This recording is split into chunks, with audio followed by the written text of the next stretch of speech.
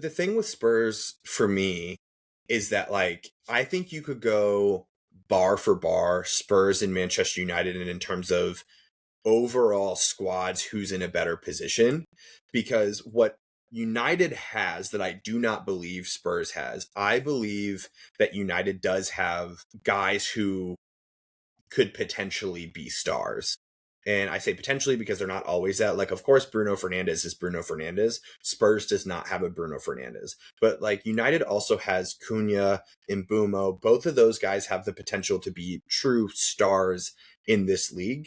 What Tottenham has that United does not have is I feel like Tottenham has a better squad where, like, when certain guys come off the bench, I'm like, they could probably do a job. Whereas, like, when United makes subs, I don't feel that way. So, like, any rotation of their midfield, whether it's Bergvall, Bentancur, Decky when he's in, Madison when he's in, Archie Gray when he comes on, any one of those guys, I'd be like, I would feel pretty solid if they were coming off the bench for Manchester United. But none of those guys, in my opinion, are going to be the guy that's going to like go in win the game by himself. So like it's a really interesting thing where it's like Spurs are probably also a couple of transfer windows off. It's just going to be a matter of if the new ownership or if the current ownership, I don't even think it's new, but if the current ownership minus Levy is ambitious enough to go do the same thing. And granted, you have to have the right guy pulling the strings. I do not believe that Thomas Frank has proven to me, a non-Spurs fan. I know if Hoover were sitting here, he would definitely say he's not convinced, but for sure. I'm not convinced watching him play. So I think we've said this in years past, and I think it's been a little bit more obvious because of how far gone the league is. But like, I think that there's a major delta between teams like City and Arsenal in terms of overall squad quality versus teams like us and Tottenham.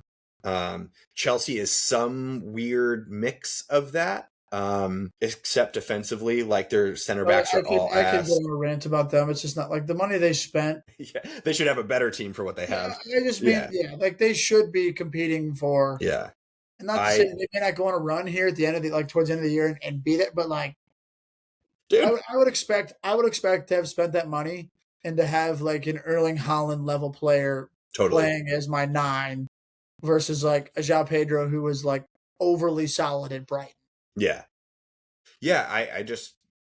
I laugh at some of the like figures that they spent on players versus the production that they're seeing. Like Gittins, for example, was 65 million. And don't get me wrong, he scored a couple of goals over this season in Champions League or whatever it is.